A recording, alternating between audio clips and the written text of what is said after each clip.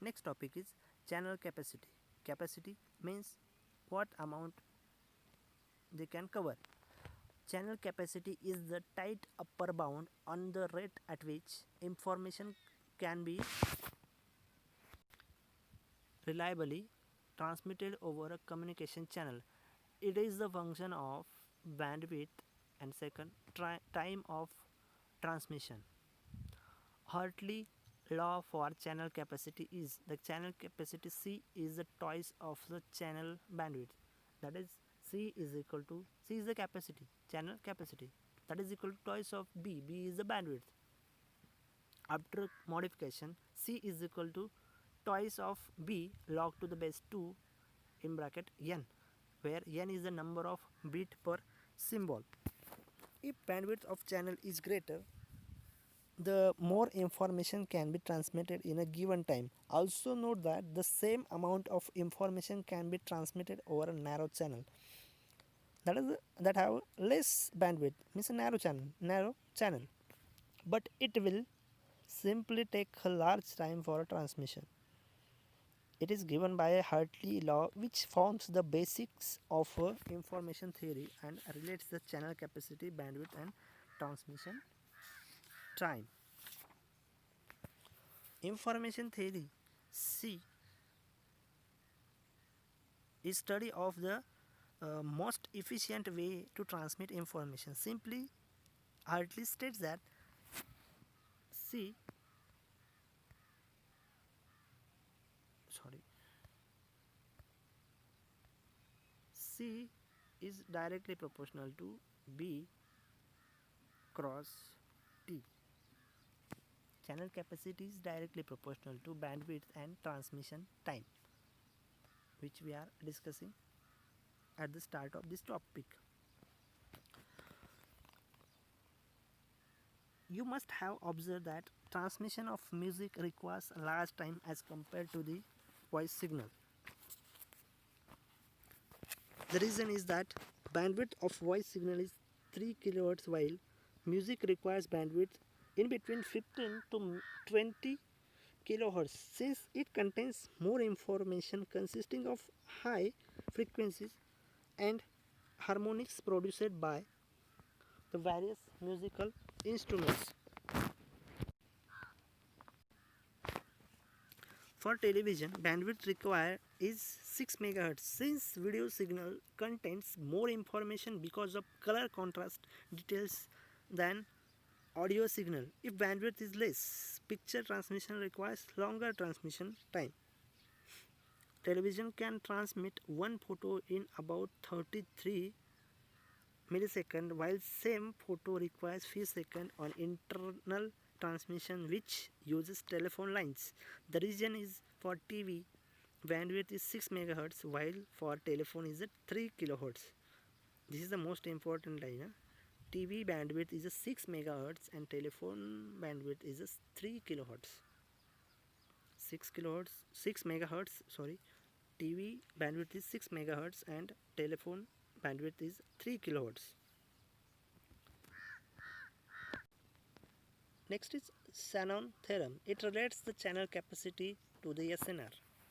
We have seen that channel capacity is twice of bandwidth and it can be increased by an increasing number of bits or levels representing the information. Here we have not taken into account effect of noise. The increased level can be distinguished at the receiver in absence of noise. But with the noise adjacent, symbols will be indistinguishable. Noise puts limitation on increase in symbol levels. Greater the amount of noise, lower are the symbol levels, and hence lower is the channel capacity.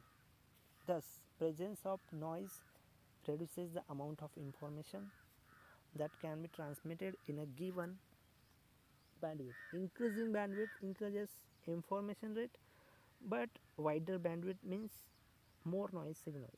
Bandwidth more means noise is more.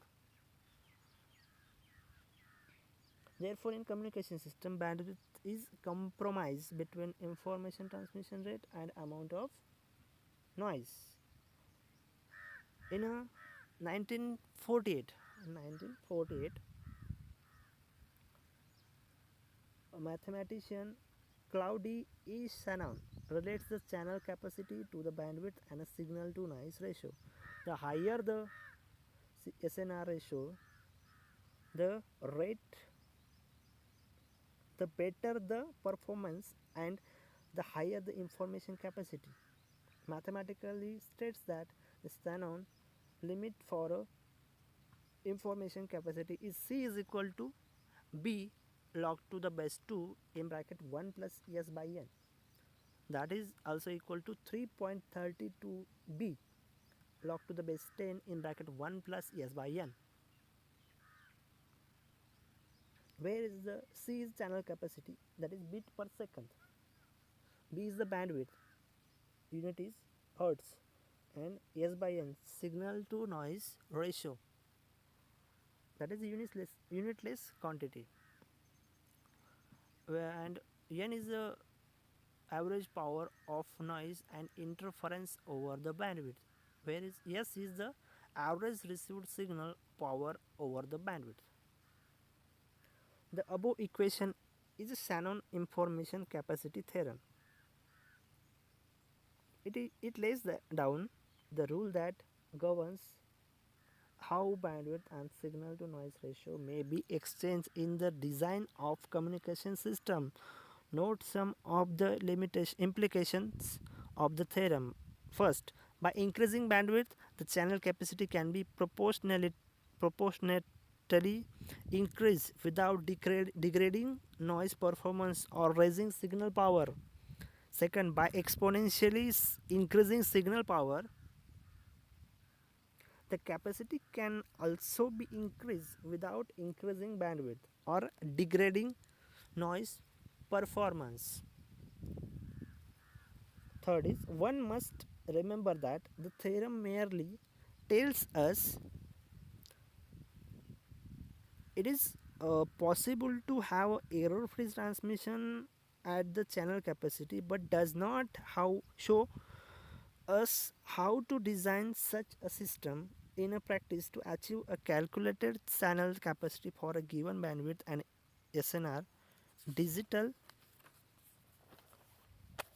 transmission system must use more than one bit for a symbol representation. The idea will be more clear from following example.